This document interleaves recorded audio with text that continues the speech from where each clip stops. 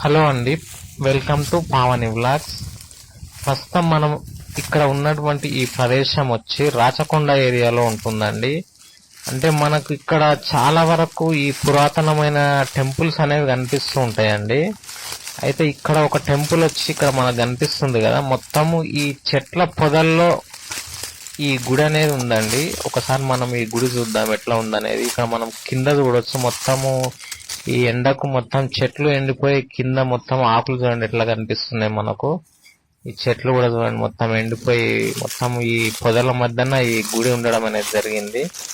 ఒకసారి నేను మీకు ముందు నుంచి క్లియర్ గా చూపిస్తాను, చూడండి ఎట్లా ఉందో ఆ పురాతనమైనటువంటి టెంపుల్.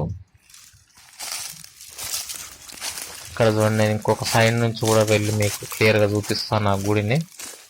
చుట్టూ మొత్తం చెట్లే ఉన్నాయండి. మరి మనకు దగ్గరికి వెళ్ళేదాకా కూడా ఈ గుడి ఇక్కడ ఉందనేది మనకు అర్థం కాదు. ఇక్కడ చూడండి ఆ గుడి యొక్క స్తంభాలు.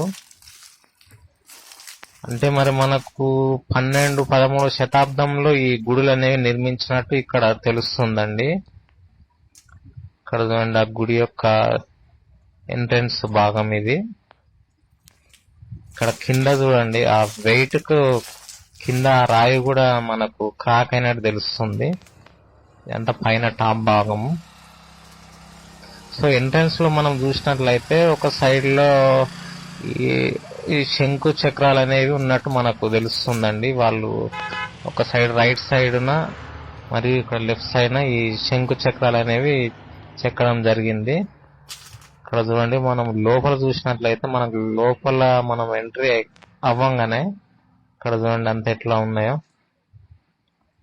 ఇదంతా పైన టాప్ భాగము. ఇది ముందు డోరు ఉండేటటువంటి స్టోన్ అది.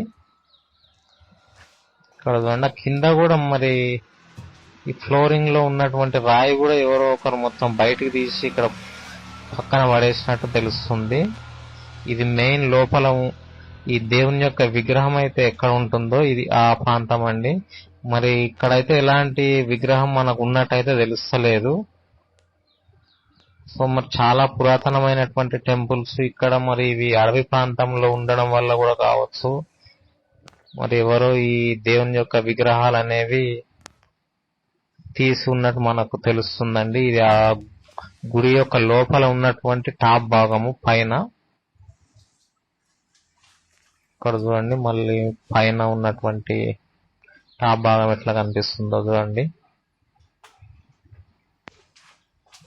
ఇక్కడ చూడండి ఆ ముందు ఎంట్రన్స్ లో ఆ గడప ఉన్నటువంటి ఆ స్టోన్ ఎట్లా క్రాక్ అయిందో. ఒకసారి మనం బయటకు వెళ్ళి చూద్దాం. బయట నుంచి కూడా నేను ఇంకొక సైడ్ చూపిస్తాను నేను మీకు. ఇక్కడ చూడండి బయట సైడ్ ఇది. ఇక్కడ చూడండి ఆ స్టోన్స్ అనేవి ఎట్లా పేర్చి వాళ్ళు ఆ కాలంలో ఎట్లా కట్టినటువంటి కట్టడం ఎట్లా కనిపిస్తుందో. ఇంకొంచెం లాంగ్ డిస్టెన్స్ నుంచి చూపిస్తే కానీ చెట్లు ఉన్నాయి సరిగ్గా మనకు ఇక్కడ చూపించడానికి అనేది వస్తలేదు. నేను కొంచెం లాంగ్ డిస్టెన్స్ నుంచి చూపిస్తున్నాను. చూడండి ఎంత క్లియర్ గా కనిపిస్తుందో ఆ గుడి. ఓకే అండి, మన ఛానల్ నచ్చితే please like, share and subscribe. Thank you.